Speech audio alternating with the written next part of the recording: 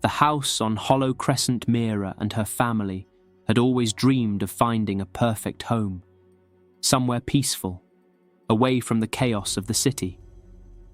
When they found the house on Hollow Crescent, it seemed like a dream come true. The price was remarkably affordable, much lower than what they had expected for a property of that size and beauty. The house itself was a charming two-story Victorian, tucked at the end of a quiet street. Its tall, arched windows and ivy-clad brick walls gave it an eerie yet inviting appearance. It seemed to belong to another time, like a relic of the past, with its creaky floors, high ceilings and ornate woodwork. Despite its age, the house had a warmth to it. Mira was certain it would be the perfect place to raise her son, Arav, who was now 8 years old. Her husband, Vikram, was less convinced, but he could see how much it meant to her. Their current living situation, an overcrowded apartment in the city, had left them yearning for space, and this house was just what they needed. As they arrived at the property, a tall, stern-faced real estate agent named Mrs. Hawthorne greeted them. She was a woman in her mid-60s, with sharp features and a gaze that seemed to pierce right through you. Mira noticed that Mrs. Hawthorne was a little too quiet, a little too watchful, as if something was weighing heavily on her. "We're thrilled to see you're interested in the house," Mrs. Hawthorne said, leading them through the front door. "But before we go further, there are a few conditions you should know about." Mira and Vikram exchanged a glance, but neither said anything. They were eager to get settled, and the house already felt like home to them. "I'm sure you've read through the usual paperwork," Mrs. Hawthorne continued, her voice a bit colder now. "But these rules are special to this property. They must be followed, no exceptions." She handed them a small, yellowed piece of paper, folded neatly in half. On it was a list of strange rules. Lock all doors and windows by 9 p.m. every night. Ignore any knocks or whispers after midnight. Never enter the basement under any circumstances. Never leave food out after sunset. And do not respond to your name if it is called from upstairs. "Don't worry," Mrs. Hawthorne said quickly, sensing their unease. "These rules are for your own safety. The house has a history. Just follow them, and you'll be fine." With that, she ushered them inside, showing them around the house. Mira felt a chill crawl up her spine, but she dismissed it. The house was perfect in every other way, and the strange rules seemed like just a formality. Perhaps they were just part of the property's quirks. After all, what could possibly be wrong with such a beautiful place? That evening, after a long day of unpacking, Mira and her family sat down to dinner in the dining room. The sun had long since set, casting shadows across the walls. The air felt thick and heavy, as if the house itself was holding its breath. Arav, always the curious one, had spent much of the day exploring the house, poking around in the attic and peering through the old windows. He had a wild imagination and loved adventure. But tonight, he was unusually quiet. As the clock struck 9, Mira reminded her husband to lock the doors and windows, just as the list instructed. Vikram gave a reluctant nod, muttering something about feeling silly, but he did it anyway. Later that night, after Arav had gone to bed, the family sat in the living room, watching TV. The house was silent, save for the occasional creak of the old timbers settling. But then, just as Mira was about to stand up to make tea, there came a soft knock at the front door. Vikram, already a little on edge, hesitated. "It's 10 p.m. Who could it be?" Mira shrugged, but before she could respond, Vikram was already heading toward the door. "I'll check," he muttered, opening the door cautiously. To his surprise, no one was standing there. There was only the faintest rustle in the air, like the fluttering of leaves in a distant wind. He frowned, feeling a strange unease settle in his stomach. Closing the door and locking it again, he glanced nervously around. "It's probably just the wind," he said, though his voice lacked conviction. Later that night, after Mira had gone to bed, the whispers began. At first they were faint, so soft that she thought it was her imagination. But as the minutes passed, the whispers grew louder, echoing through the empty halls of the house. They were calling her name. "Mira! Mira!" She sat up, frozen, her heart pounding in her chest. She knew the rule: never respond to your name if it's called from upstairs. The whispers continued, rising in volume. Her skin prickled with an icy dread, and yet she couldn't bring herself to move. She lay there, wide-eyed, listening as the whispers circled around her. Just as the sound of her name reached a crescendo, they stopped. Over the next few days, the oddities continued. Arav began hearing the whispers too. He claimed that someone was calling his name from the shadows, from the corners of the rooms, from behind the closed doors. Mira tried to reassure him, but deep down, she couldn't shake the feeling that something was terribly wrong. The lights flickered constantly, even though the bulbs were new. Mirrors would show reflections that didn't quite match the movements of those standing before them. Objects would be misplaced, only to turn up hours later in the most unexpected places. There was no logical explanation, and the more Mira tried to ignore it, the worse it became. One evening, as the sun set and the sky turned a deep shade of purple, Vikram ventured down to the basement to check the water heater. The moment he opened the door, a sudden gust of cold air hit him, and a strange, metallic odor filled the air. He hesitated, but then, compelled by something he couldn't explain, he descended the stairs. He didn't return for a long time. Mira eventually went looking for him, her nerves on edge. When she found him standing at the foot of the stairs, his face was pale, his eyes wide and unblinking. He didn't speak for a long time, but when he did, his voice was hollow. It's not safe down there," he whispered, clutching the railing for support. "I saw something I can't explain." Later that night, Vikram locked himself in the bathroom, scribbling strange symbols on the walls with a sharp object. Mira couldn't get him to explain what he had seen in the basement, and his behavior grew more erratic by the day. He wouldn't eat, wouldn't sleep, and spent most of his time muttering to himself. Arav had stopped talking about the whispers, but Mira noticed that he was becoming more distant, his eyes glazed and unfocused. He would stare at empty spaces, his lips moving as if speaking to someone unseen. The night everything changed. The house seemed to breathe around them. The walls creaked and groaned, the floors shifting beneath their feet. The whispers were louder than ever, now seeming to echo from every corner of the house. Mira's heart raced when she heard Arav's voice upstairs, calling her name. "Mom! Mom! Help!" It was impossible.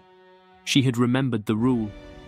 Never respond to your name being called from upstairs. But she couldn't help herself. She had to find him. Mira raced up the stairs, her heart pounding in her chest. As she reached the attic, she found Arav standing in the far corner, facing the wall. His body was rigid, his hands at his sides. Behind him, a shadowy figure loomed, its face featureless, a blur of darkness that made her blood run cold. "Arav!" she cried, reaching for her son. But when she touched him, her hand passed through him, as if he were made of mist. The shadow's hand wrapped around Arav's wrist, pulling him back toward the darkness of the attic. Mira screamed, but her voice was drowned out by the rising chorus of whispers. She lunged for Arav, grabbing his arm just as the shadow began to pull him into the blackness. With a desperate scream, Mira yanked Arav away from the shadow and ran, but the house seemed to stretch and shift around them, trapping them in an endless maze of twisting hallways. Her breath came in ragged gasps as she raced toward the front door, the whispers growing louder, more insistent. "Leave him! Leave him!" Vikram's voice echoed in her mind, though she could see he was nowhere near. His words were cold, empty. Araf isn't real. You need to leave him. It's too late. With her heart breaking, Mira reached the door. She flung it open, but just as she stepped outside, it slammed shut in her face. The neighbors would later claim that the house was empty when they went to check. But when night fell, they could hear the whispers, faint but unmistakable, calling their names. Some say that Mira and her family were never truly gone, that they are still there, trapped in the house on Hollow Crescent, endlessly searching for a way out, just like the house itself, forever shifting, never quite the same. And on nights when the wind is still, and the darkness seems to stretch on forever, you can hear their whispers too.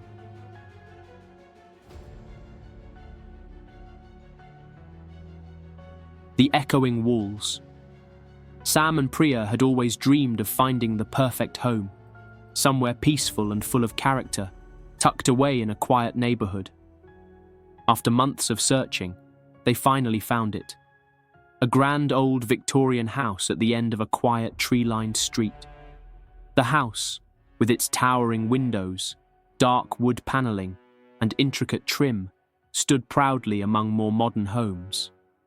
It was as if it had a life of its own, as if the house was both an inviting relic of the past and a mystery waiting to be unraveled. The price was shockingly low for such a beautiful property, and it didn't take long for them to decide that this was the one. "Well, this is it," Sam said, standing on the front porch with a grin. His hand gripped the wooden railing as he gazed out at the property, feeling a sense of accomplishment. "I can't believe we actually found a place like this." Priya stood beside him, looking up at the imposing structure with a mix of excitement and uncertainty. "I know. It's perfect. Except for the weirdly low price. I keep thinking we missed something." "Maybe it's just luck," Sam said with a shrug. "Sometimes we get lucky. It's a good thing too, since we're going to need a lot of furniture to fill all these rooms." They laughed, but something about the house still felt strange, even as they walked through the front door and into the grand foyer. Despite its beauty, the air seemed to carry a weight, a quiet tension. It felt as though the house was watching them. Their walk through with the realtor went smoothly, and after a brief chat, they signed the papers and were handed the keys. The previous owner, an elderly woman named Margaret, had passed away not long before Sam and Priya arrived. Her family had decided to sell the house, and they had been eager to move on. The realtor seemed a bit more cautious than they would have expected, but they attributed it to the old house's age. Before leaving, she handed them a small folded note. Margaret had left specific instructions. "Here's the note from Margaret," the realtor said, in a tone that sounded more serious than necessary. "She requested that you follow these guidelines. I know they seem a bit strange, but, well, it's best to follow them just in case." Sam raised an eyebrow, taking the note. Priya snorted lightly. "What? Is it some kind of haunted house checklist?" she joked. The realtor smiled politely but didn't seem entirely reassured. "Just read it. It's better to be cautious." The note was written in neat, slanted handwriting, the ink slightly faded as though it had been written long ago. The instructions were simple, yet unsettling. Never touch the mirrors. Never leave the curtains open at night. Avoid the attic. Ensure all clocks are wound exactly at midnight. Sam unfolded the note, glanced at it, and then chuckled. "Well, that's odd," he said, looking at Priya. "Seems like Margaret had a thing for rules. But I mean, it's not like we're going to follow all of these, right?" Priya rolled her eyes. "Of course not. We'll just ignore this and live our lives. No mirrors, no attic, and no midnight clock rituals. Simple." They both laughed, dismissing it as nothing more than an old woman's eccentricities. The house was perfect in every other way, and they were excited to settle in. That night, after a long day of unpacking, Sam and Priya sat down to dinner in the large dining room. The sun had set, casting long shadows through the tall windows. The house felt still, quiet, as though it was holding its breath. "Can you believe this place?" Sam said, setting down his fork and looking around. "It's got so much character. I'm really glad we took the plunge." Priya smiled, but there was a faint unease in her voice. "Yeah, it's beautiful, but it does feel, I don't know, kind of heavy." "Heavy?" Sam asked, glancing at her. "Like what? You mean, it feels old?" "I guess so," she said slowly, her gaze drifting toward the tall mirror hanging on the wall. "It's just, I don't know. Sometimes it feels like the house is watching us." Sam laughed, though the sound was nervous. "You've been reading too many horror stories. It's just an old house. Trust me, we'll be fine." The night wore on, and everything seemed normal. They locked all the doors and windows, as they always did, and Sam jokingly made sure the clocks were all wound exactly at midnight, as per the note's instructions. But the moment they went to bed, things began to change. The clocks, which had worked perfectly all day, stopped. Every single one of them, on the wall, the mantel, the nightstands, ceased ticking at exactly 11:58 p.m. Priya frowned and reached over to the nightstand to check her phone. "That's odd," she said. "The clocks are all off now." "Maybe they're just old," Sam mumbled, already half asleep. "I'm sure it's nothing." But then came the sound. Footsteps.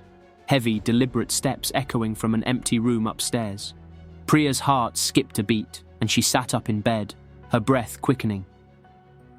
"Did you hear that?" Sam stirred, still groggy. "It's probably just the house settling. You know how old buildings are. Creaks and groans." But Priya wasn't convinced. She glanced toward the window, her eyes scanning the night. Her stomach tightened when she saw it, the figure of a person standing motionless outside, staring in through the drawn curtains. "Sam," her voice faltered. "There's someone outside the window." "What? Are you sure?" Sam sat up, blinking in confusion. "I saw them, right there, just standing by the window watching us." Sam immediately got out of bed, pulled the curtains back, and there was nothing there. The street outside was empty, quiet, bathed in moonlight. He turned to Priya, shaking his head. "I don't see anyone." Priya swallowed hard, her heart still racing. "I swear, I saw them. It's like someone was watching us." They brushed it off as a trick of the mind, though the uneasy feeling lingered. But things only got stranger. On the second night, the mirror in the hallway shattered without warning. One moment, it hung there, its ornate frame reflecting the dim light of the hallway. The next, it exploded in a flurry of shards, the sound echoing through the silent house. Priya screamed, stumbling backward. "What the hell?" Sam said, rushing out from the living room. His face paled as he surveyed the wreckage. There was nothing near it. "I don't understand." "I didn't touch it," Priya said, her voice shaky. "It just broke. On its own." The house felt different now. It was no longer the warm, inviting home they had moved into. It felt cold, oppressive, and alive in a way that made their skin crawl. That night, as they lay in bed, Sam awoke to a light tapping sound on the window. "Sam, do you hear that?" Priya whispered, her eyes wide with fear. He strained his ears and listened. The tapping was faint but unmistakable. It grew louder, more urgent, until the glass began to crack under the pressure. "Okay, this is ridiculous," Sam said, his voice shaking. "We're getting out of here tomorrow." But even as he said it, the tapping continued, growing louder still, as if something, or someone, was trying to break through. The next day, they decided to follow the strange rules. Priya tried to avoid the attic, though she was drawn to it, its mystery gnawing at her. Sam checked the clocks and made sure they were all set exactly at midnight, even though he didn't really understand why it mattered. Still, something seemed to be demanding their obedience. That evening, Priya's curiosity got the better of her, and she went to the attic. The door creaked open, revealing the dark, dusty space. Her breath caught in her throat when she saw it. The old rocking chair, which began to move slowly back and forth on its own. The walls were scratched, clawed, as if something had been trying to escape. She rushed back downstairs, her heart racing. That night, as they slept, Sam awoke to find Priya standing at the foot of the bed, staring at him with wide, vacant eyes. "Priya," he whispered, groggy and confused. "What are you doing?" But she didn't answer. In a sudden panic, Sam turned to shake her awake, but she was still lying beside him. He looked back toward the foot of the bed, and the figure was gone. By the fourth day, they knew they had to leave. The house had changed. The stairs stretched endlessly, and every door led them back to the living room. There was no way out. Desperate, Priya touched the last remaining mirror, her hands trembling as she placed her palm against the cold glass. The instant she did, she was pulled in, her body jerking forward as though something unseen yanked her into the reflection. "Priya!" Sam screamed, reaching for her, but it was too late. Her screams echoed through the house, fading as she vanished into the mirror. The house was silent again, and Sam stood frozen, his heart breaking as he stared at the empty room. The echo of Priya's voice, calling for him, was the last thing he heard before everything went still. Months later, when new owners moved into the house, they found Sam's journal, left behind in a drawer. The last words written inside were chilling. "Never touch the mirrors. It wants you inside." The house waited. The disappearing door. Liam and Sophie had always dreamed of escaping the hustle and bustle of city life. After years of living in a cramped apartment in the heart of London, they finally found their perfect retreat, a secluded house nestled in the countryside of northern France.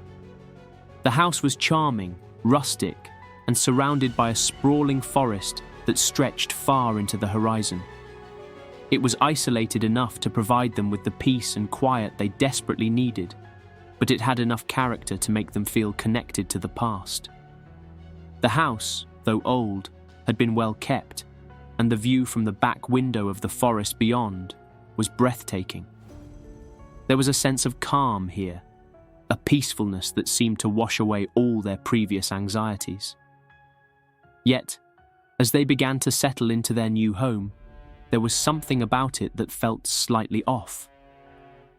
The first day they arrived, as they unpacked their belongings, Sophie noticed something strange taped to the fridge, a note with some peculiar rules. She stared at it for a moment, her brow furrowed in confusion.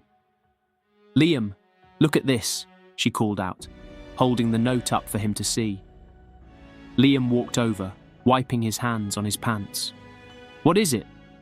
Sophie read aloud the handwritten instructions in neat, looping letters. 1. Lock the bedroom door at night. 2. Never answer the door after 10 p.m. 3. If you see a door that wasn't there before, do not open it. Liam glanced at the list and then back at Sophie, raising an eyebrow. "That's a bit odd, don't you think? What kind of rules are these?" Sophie frowned, turning the note over in her hands. "I don't know. It sounds kind of creepy.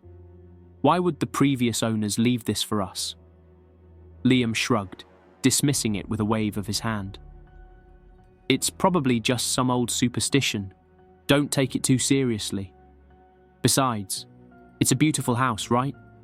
What's the worst that could happen?" Sophie was hesitant, but smiled, trying to brush off her concerns. "Yeah, you're right. Maybe it's just an eccentric thing." Still, As they spent their first evening in the house, there was a strange unease hanging in the air. They decided to follow the first rule and lock the bedroom door for the night, though neither of them truly believed they needed to. The house was still, and the wind outside whispered through the trees, but it wasn't enough to shake the feeling that they were not entirely alone in the woods. The first week was uneventful. The house seemed to settle into their lives, and they spent their days exploring the surrounding forest, cooking meals together, and enjoying the solitude. But the oddities started creeping in slowly, little things at first that they could easily explain away. One evening, while they were sitting in the living room, reading and enjoying the warmth of the fireplace, they heard a soft knock at the back door. Sophie glanced up from her book, puzzled. "Did you hear that?" she asked Liam, her voice low. Liam put down his book and nodded. "Yeah, it's late for anyone to be out here." They both rose and walked toward the back door, the house creaking under their footsteps. When Liam opened it, he found only darkness on the other side. No one was there. The backyard, illuminated by the soft light of the moon, looked empty. The trees swayed gently in the wind, but there was no sign of anyone. "That's weird," Sophie said, stepping outside to peer into the shadows. "I could have sworn I heard someone knocking." "Probably just an animal," Liam said, trying to rationalize it. "Maybe a raccoon or something." Sophie wasn't convinced, but they decided to let it go. "Maybe, but it still doesn't feel right." The next few days passed without much incident, and they slowly grew accustomed to the quiet, rural life. The house felt less like a stranger and more like home. But then, on the fourth day, Sophie noticed something she couldn't ignore. She was in the hallway, walking toward the kitchen, when she stopped dead in her tracks. There, at the end of the corridor, was a door she had never seen before. It wasn't there the day before, and she was certain of it. "Liam, come here," she called, her voice tight with unease. Liam walked over, his expression puzzled. "What is it?" "There's a door here. I'm sure it wasn't here before," Sophie said, pointing at the wooden door at the end of the hall. It was simple, plain, and unassuming, yet it didn't belong. Liam stared at it for a moment, then shrugged. "Maybe we just missed it before. I mean, the house is old. It's easy to overlook things." Sophie wasn't so sure. "I don't know. It just feels off." Despite the growing sense of discomfort, Sophie reached out and turned the doorknob. The door creaked open, revealing a dark stairwell leading downward into what looked like nothingness. There was no basement in the house, no indication that this stairwell should even exist. "Liam, what is this?" Sophie whispered, her voice trembling. Liam stepped forward cautiously, peering into the abyss that stretched down below them. "I don't know, but we should probably close it. This isn't right." They quickly shut the door, and for a moment, neither of them said anything. Sophie's heart raced in her chest, and she felt an overwhelming sense of dread. "I don't like this," Sophie said quietly. "Something's wrong." "That was weird," Liam replied, his voice shaky. "Let's just forget about it. We don't need to go down there. Let's leave it alone." They tried to shake off the feeling, but the unease lingered in the back of their minds. The next night, as they were getting ready for bed, the door reappeared, this time in their bedroom. The dark stairwell was just a few feet away from their bed, the door slightly ajar. Sophie's breath hitched. "Liam, it's back." Liam froze, staring at the door in disbelief. How is that possible? They could hear faint sounds coming from behind the door. Soft whispers, like voices carried by the wind, and scratching, almost as if something was trying to claw its way out. Sophie felt a chill spread through her body. "We can't open it. We can't." But even as she said it, something in her mind screamed to look inside, to know what lay beyond that door. She took a step forward, her hand shaking as she reached for the knob. "No," Liam said sharply, grabbing her arm. "You can't. Don't open it, Sophie, whatever this is. It's not something we should mess with." But Sophie couldn't stop herself. Her curiosity overpowered her fear, and with a trembling hand, she pulled the door open just enough to peer inside. The air grew icy, and her heart stopped when something moved in the darkness. Long, pale hands shot out of the blackness and wrapped around her wrist. Sophie screamed as the cold fingers tightened, pulling her toward the stairwell. Liam lunged forward, grabbing her arm with all his strength and yanking her back into the bedroom. "Sophie!" Liam shouted, his voice filled with panic. She was pale, her eyes wide with terror. Her skin was cold, almost lifeless, and she was shaking uncontrollably. "Sophie, talk to me," Liam pleaded. Her face had changed. Her eyes were hollow, like there was nothing left behind them, and her lips trembled as if she wanted to speak, but no words came out. She was silent, completely unresponsive. Liam pulled her into his arms, terrified and unsure of what to do. The next morning, the door was gone. The room was empty, as though nothing had happened. But when Liam went into the kitchen, he found something else, another note, taped to the fridge. "You broke the rule. It will come for you next." His heart pounded in his chest as he read the words over and over. The house had changed. Something had shifted, and the door, whatever it was, had claimed Sophie. Liam didn't know how much time they had, or how the house had twisted its reality so seamlessly. But as the shadows began to stretch across the floor that evening, he knew one thing for certain.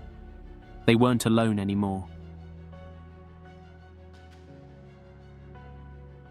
The hungry shadows. Ria and her friends had been looking forward to their weekend getaway for months. After weeks of juggling work, school, and busy lives in the heart of London, they were more than ready for a break. They found a remote house on the outskirts of the Scottish Highlands. Secluded, peaceful, and surrounded by breathtaking nature. The house was rustic, a charming old stone cottage, built centuries ago, sitting at the edge of a dense forest. The air was fresh and crisp, and the silence that surrounded the area felt comforting, almost like a shield from the rest of the world. They rented the house for the weekend, eager to leave behind the noise of the city and reconnect with nature. The owner, an older man with sharp features and deep-set eyes, greeted them at the door when they arrived. His smile was kind, but somewhat unsettling, as though he knew something they didn't. "Everything you'll need is in the house," he said, his voice gruff but polite.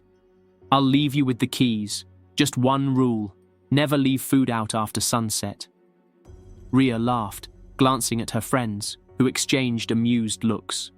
It sounded absurd. Who would follow such a strange rule? "Really?" Ria asked, raising an eyebrow. "Is that really necessary?" The old man's expression grew serious, almost warning. "It's for your own safety. The house has been here a long time. Just don't leave food out after dark." Ria shook her head, brushing off his warning. "We'll be fine. Don't worry." With that, the man gave them a long, lingering look before walking away down the winding path that led back to his car. The friends exchanged glances, still chuckling at the oddity of the warning.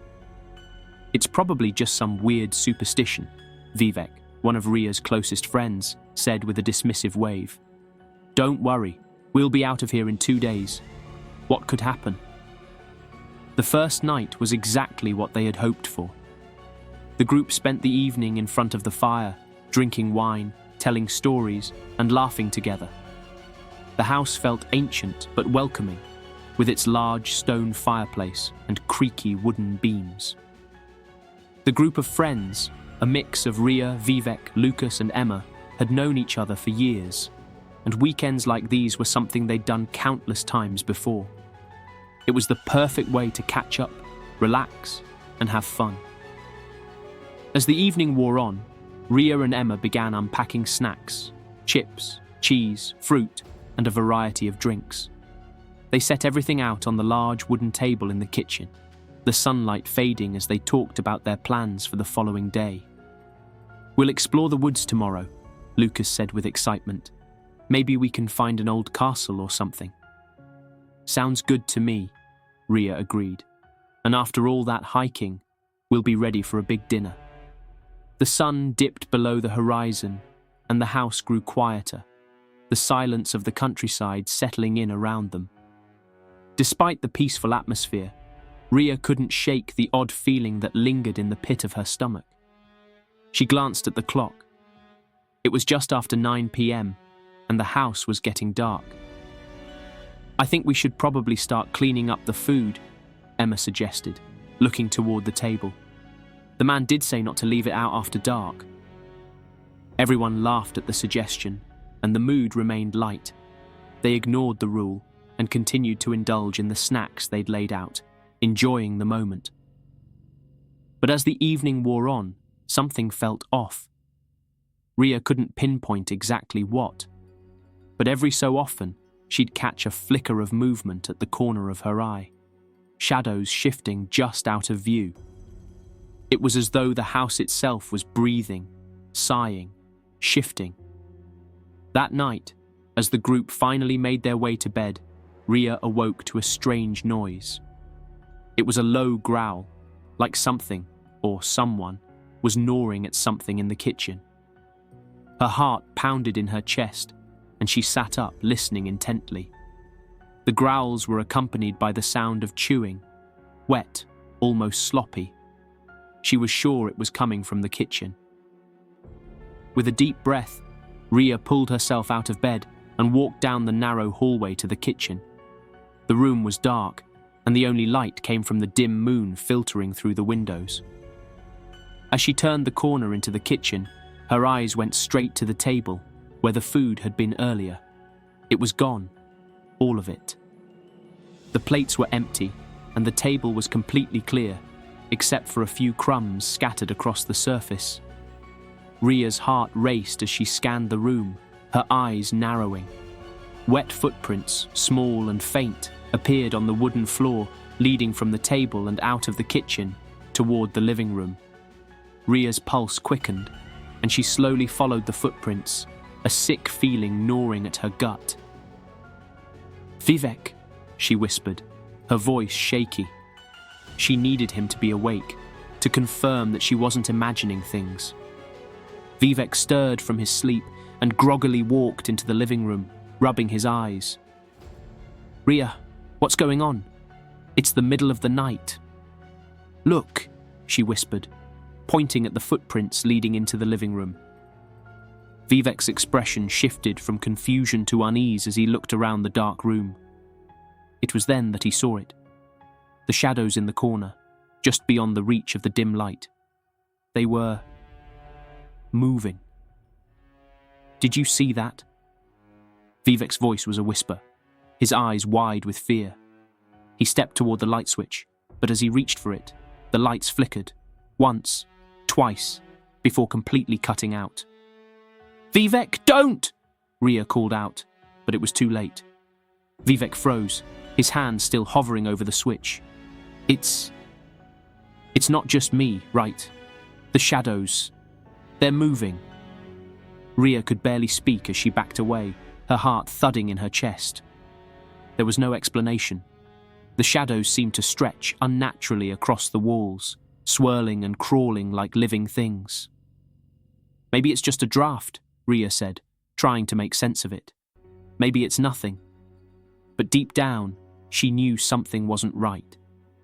The shadows seemed to grow thicker, darker, more aggressive. A chill ran through the room, as if the very air had become heavier. The next morning, things only grew worse. When the group gathered in the living room, they noticed something unsettling. Lucas was missing. His bag, his wallet, and his phone were still on the couch where he'd left them the night before. But he was gone. "Where's Lucas?" Emma asked, her voice trembling. "He couldn't have gone far in the night."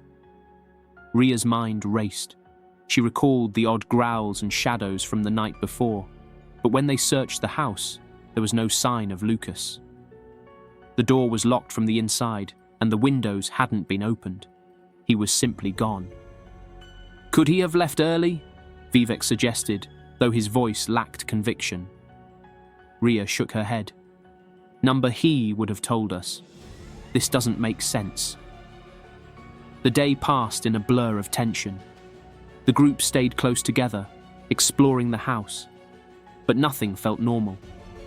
The air seemed to press down on them, suffocating them in a way they couldn't explain. Every room felt empty, even though they were all there. The house felt alive in a way that was unsettling. That night, the shadows came again. Ria and her friends huddled together, but this time, the shadows were darker, thicker, and more aggressive. They moved across the walls in unnatural ways, slithering like tendrils. Ria could feel them watching, lurking just outside the corners of her vision. Something primal inside her screamed to run, to get out of that house, but the door wouldn't open. No matter how hard she pulled on the handle, the front door was sealed shut. The windows, too, were covered with something black and sticky, like tar. No light could penetrate the darkness that surrounded them. "We need to get out of here," Emma screamed, but it was no use. The shadows seemed to reach for them, drawing them deeper into the house. Ria's breath caught in her throat as she realized the truth. They were trapped. By the time the weekend came to a close, the house was completely empty. No trace of Lucas remained, and the once vibrant cottage had become a hollow, forsaken shell. When the landlord arrived to collect the keys, he barely looked at them. His face was emotionless, like he had seen this happen before. "They should have listened," he muttered, handing Ria the keys. "Always listen to the rules." As Ria and her friends left the house, the dark shadows seemed to follow them, lingering at the edges of their vision. And though they had escaped, they knew deep down that they had never truly left. The hungry shadows would always be waiting, just beyond the door.